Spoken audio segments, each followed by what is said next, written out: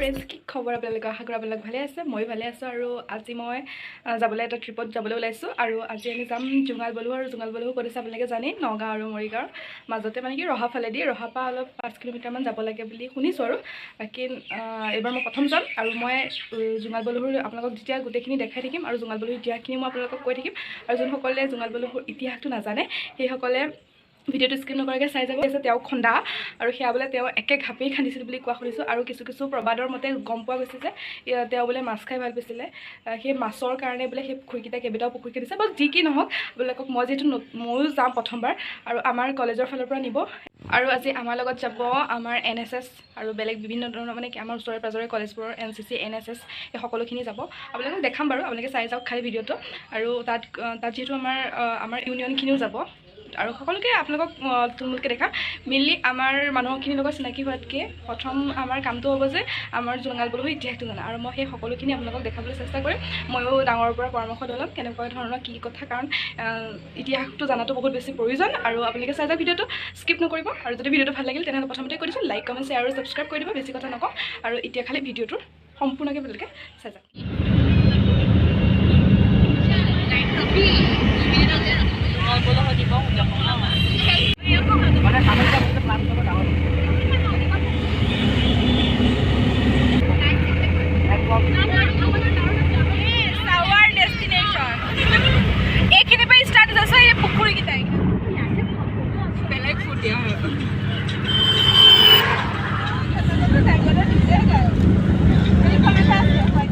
আমি আমাৰ গন্তব্যস্থান পাই গ'লোহি আৰু গন্তব্যস্থান মানে জোঙাল বলুহৰ যি নিৰ্মাণৰ আৰু যি ইতিহাস সেই ইতিহাসখিনি আমি গদ্য তথা লোকগীততো আমি পোৱা যায় লোকগীতৰ পাতত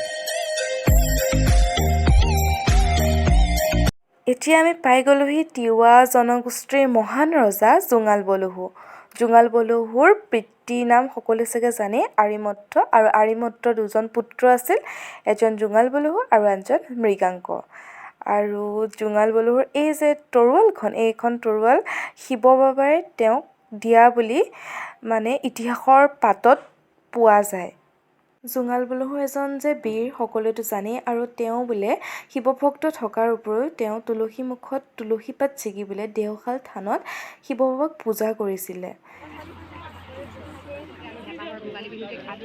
আৰু এই পবিত্ৰ স্থানত এটি বিশেষ বাতৰি পৰিৱেশনৰ কাৰণে মই আহি আজি উপস্থিত হৈছিলোহি ৰহা জোঙাল বলুহু আৰু মই পুনতেই ক'বলৈ বিচাৰিছোঁ যে অসমৰ প্ৰাচীন কীৰ্তিচিহ্নসমূহ সংৰক্ষিত কৰি ৰখাৰ দায়িত্ব আমাৰ প্ৰতিজন অসমীয়াৰ আছে প্ৰতিজন অসমৰ নাগৰিকৰ আছে আৰু সোণৰ অসম বুলি এনেই কোৱা নহয় বৰঘৰ অসম আচলতে প্ৰাচীন কীৰ্তিচিহ্নৰে ভৰপূৰ আৰু তাৰ ব্যতিক্ৰম নহয় আচলতে আমাৰ নগাঁও জিলা আৰু নগাঁও জিলাৰ ৰহাত আছে ঐতিহাসিক জোঙাল বলুহু আৰু এই জোঙাল বলুহু গড়টো আৰু অসমৰ আচলতে প্ৰেক্ষাপটত বিশ্বৰ প্ৰেক্ষাপটত চিৰপ্ৰজ্বলিত কৰি ৰখাৰ প্ৰয়াস কৰিছে নগাঁও ছোৱালী মহাবিদ্যালয় পূৰ্বৰে পৰা নগাঁও ছোৱালী মহাবিদ্যালয় এই জোঙাল বলুহু গড়ৰ সৈতে ওতঃপ্ৰোতভাৱে জড়িত হৈ আছে আৰু নৱবৰ্ষৰ এই প্ৰাকক্ষণতেই আজি নগাঁও ছোৱালী মহাবিদ্যালয়ৰ অসমীয়া বিভাগ NSS ইউনিট আৰু IQAC চেলৰ সহযোগত আজি আকৌ নৱপ্ৰজন্মক এই ভৱিষ্যতৰ দস্তাবেজত অসমৰ দস্তাবেজত এই প্ৰাচীন কীৰ্তিচিহ্নবোৰ সংৰক্ষিত কৰি ৰখাৰ মানসেৰে তেওঁলোকে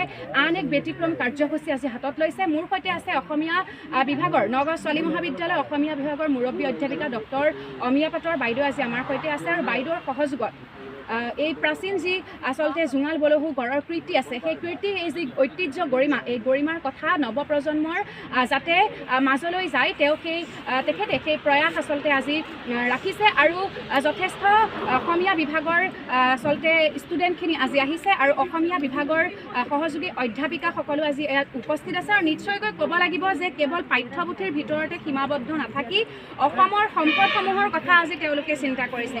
অসমৰ বৰ্তমান সময়ৰ সাম্প্ৰতিক সময়ৰ প্ৰেক্ষাপটত এইটো আটাইতকৈ গুৰুত্বপূৰ্ণ কথা, যিহেতুকে আমিয়ে হৈছোঁ আমাৰ ভৱিষ্যতৰ নাগৰিকসকলৰ কথা তেখেতসকলে চিন্তা কৰিছে। কেৱল পাঠ্যপুথিৰ মাধ্যমেৰে এজন ছাত্ৰ বা ছাত্ৰী এগৰাকীক উপযুক্ত কৰাই তেওঁলোকৰ লক্ষ্য নহয়, সকলো দিশৰ পৰাই যাতে আমাৰ ছাত্ৰ ছাত্ৰীসকলে আগুৱাই যাব পাৰে সেই উদ্দেশ্য আজি তেওঁলোকে আগত ৰাখিছে। আৰু নিশ্চয়কৈ এক শলাগ ল'বলগীয়া আৰু মহান পদক্ষেপ বুলি ক'ব লাগিব। এই সুযোগতে এই আপাহতে BMC নিউজৰ পৰিয়ালৰ তৰফৰ পৰা ডক্টৰ পাটৰ বাইদেউক আমি আন্তৰিক ধন্যবাদ জ্ঞাপন কৰিছোঁ। আৰু এটা কথা দৰ্শকক জনাবলৈ পাই খুবেই সুখী হৈছোঁ যে সুদূৰ নগাঁৱৰ পৰা, নগাঁও ছোৱালী মহাবিদ্যালয়ৰ পৰা তেখেত আহে, আজৰি সময়ত আহি ইয়াত যি আচলতে গাৰ্ডেনিঙৰ ব্যৱস্থা কৰিছে, খুব ধুনীয়াকৈ ইয়াৰ নৈসৰ্গিক এক নান্দনিক শোভা আচলতে বৰ্ধিত হৈছে, খুব ধুনীয়াকৈ গছপুলি লগাইছে। আৰু সেই সকলোখিনি কাম আচলতে নগাঁও ছোৱালী মহাবিদ্যালয়ৰ অসমীয়া বিভাগ আৰু নগাঁও ছোৱালী মহাবিদ্যালয় NSS গোটৰ যৌথ প্ৰচেষ্টাত আচলতে সম্পন্ন হৈছে।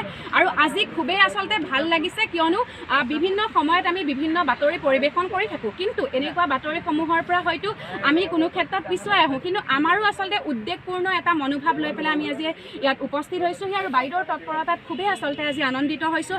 আৰু মই আশাবাদী যে আমাৰ ছাত্ৰ ছাত্ৰীসকল ইয়াৰ দ্বাৰা যথেষ্ট অনুপ্ৰাণিত হ'ব। পৰৱৰ্তী সময়ত আমি ছাত্ৰ ছাত্ৰীসকল আৰু অধ্যাপিকাসকল আছে, আমি তেখেতসকলৰ পৰা মনৰ ভাৱ জানিবলৈ চেষ্টা কৰিম যে কিদৰে ভৱিষ্যত অসমৰ অসম বৰঘৰৰ আচলতে শুৱনি কৰিব পাৰি, ভৱিষ্যত অসমৰ দস্তাবেজত কেনেদৰে আমাৰ প্ৰাচীন কীৰ্তিচিহ্নসমূহ সংৰক্ষণ কৰি ৰাখিব পাৰি, তাৰ এক নিদৰ্শন আচলতে তেওঁলোকে দাঙি ধৰিছে।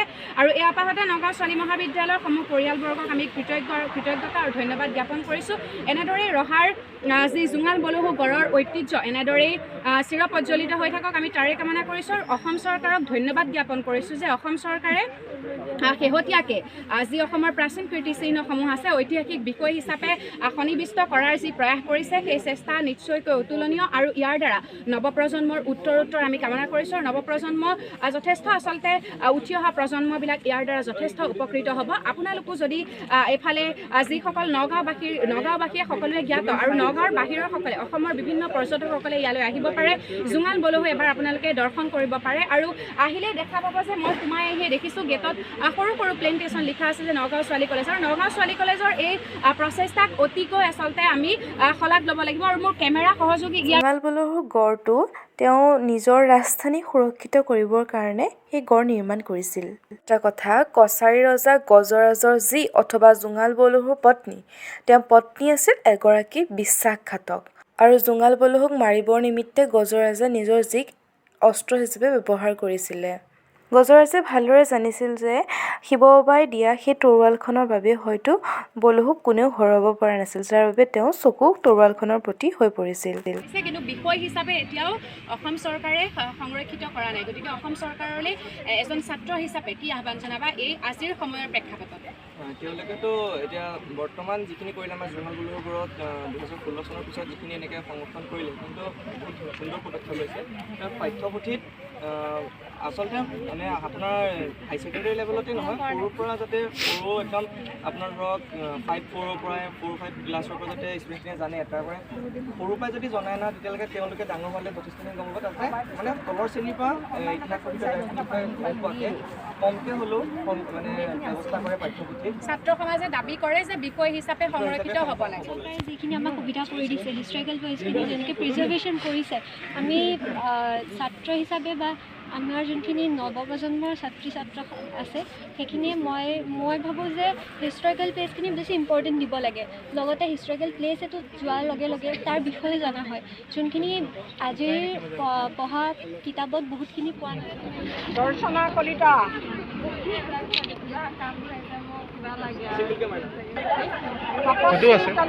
বিষয়ে যি জানা। জোঙাল বলহু দেখি বহুত ভাল লাগিল। জোঙাল বলহুৰ বিষয়ে সঠিককৈ ইয়ালৈ অহাৰ পিছতহে ভালকৈ জানিব মাৰ্কখন খুলি দিয়ে একো নাই।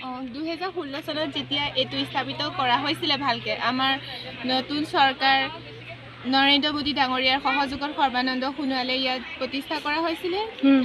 আৰু আমি ইয়ালৈ আহি জোঙাল বলহৰ বিষয়ে সবিশেষ জানিব পাৰিলোঁ আৰু আমাৰ চাইডলৈ ইয়াতে কওঁ যে আমাৰ যিটো নৱপ্ৰজন্মও যাতে এনেকুৱা জেগা আহক সকলো আহক চাওক চাওক আৰু লগতে ইয়াত পাৰ্ক চিষ্টেম হ'লেও সৰু পোৱালীবিলাকে খেলিব বন্ধ দিনত খেলি কৰি থাকিব পাৰিব তাকে বহুত শান্তি পৰিৱেশ ভাল বলহুৰ বিশ্বাসঘাতক পত্নীয়ে তেওঁৰ পিতৃয়ে বৰালি মাছ খায় বুলি কৈ বলহুৰ হতুৱাই বৰালি মাছ আনি সেই বৰালি মাছৰ পেটতে কছাৰী ৰজা আৰু সেই বলহুৰ পত্নীৰ পিতৃ তেওঁলৈ দি পঠালে আৰু পিছত কছাৰী ৰজা আহি বলহুক আক্ৰমণ কৰিবলৈ আহোঁতে যেতিয়া তৰোৱালখন নাপাইছিলে আৰু পত্নীক সুধিছিলে পত্নীয়ে কোনো ধৰণৰ উত্তৰ নিদিওঁতে আৰু তেওঁ পাকঘৰত গৈ দেখে যে চাউলৰ সলনি তেওঁৰ পত্নীয়ে শিলগুটি সিজাই আছিল আৰু তেওঁ বুজিবলৈ আৰু বাকী নাথাকিল। ভোকে লঘোণে দুৰ্বল হৈ যুদ্ধত যোৱা বলহু পৰাস্ত হ'ল কছাৰীৰ হাতত প্ৰাণ ৰক্ষা কৰিবলৈ কলঙত জাপ দিছিল বলহুৱে। তথাপিও প্ৰাণ ৰক্ষা কৰিব নোৱাৰিলে বলহুৱে কাজলী বাঁহেৰে হানি খুচি হত্যা কৰিলে বলহুক। আজি সঁচাই বহুত বেছি ভাল লাগিল জোঙাল বলহু গৈ প্ৰাকৃতিক সৌন্দৰ্য অতুলনীয়। আপোনালোক সকলো আহিব আৰু জোঙাল বলহুৰ আঁৰৰ যি কাহিনী মই আপোনালোকক থুলমূলভাৱে ক'বলৈ চেষ্টা কৰিলোঁ। মই হয়তো ইয়াত অনেকখিনি ভুল হ'ব পাৰে, যদিহে কিবা ভুল ভ্ৰান্তি হৈছে আপোনালোকে মোক ক্ষমা কৰি দিব। আৰু জোঙাল বলহুৰ কাহিনী বিভিন্ন মতবাদৰ মতে বিভিন্ন ধৰণৰ হয় আৰু ইতিহাসৰ পথত বিভিন্ন ধৰণে পোৱা যায় আৰু আপোনালোকে মই যিমানখিনি জানো আপোনালোকক ক'বলৈ চেষ্টা কৰিলোঁ।